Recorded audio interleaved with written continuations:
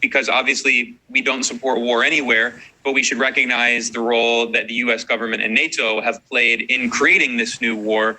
And while we push for peace, we also should recognize that it's not a one-sided conflict. And the burden of peace is not only on Russia, the burden of peace is in fact largely on the United States and NATO that have been responsible for so many wars around the world. And it's become basically this kind of like biblical duty that you have to condemn Russia and condemn Putin. So I think we should also begin today, and we should condemn the worst humanitarian catastrophe in the world today, the one that is never in the media, that's never mentioned. I'm talking about the war in Yemen, that according to the United Nations has led to over 370,000 deaths since Saudi Arabia launched this war in March 2015. This week, actually next week, this March is the 7th anniversary of this war that has been funded and supported by the US and Britain and also France, and waged by Saudi Arabia and the UAE, and has resulted in the worst humanitarian catastrophe on earth.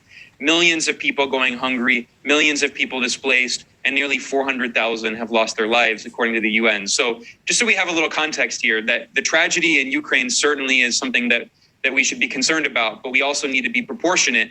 And the media is not in any way proportional in its coverage.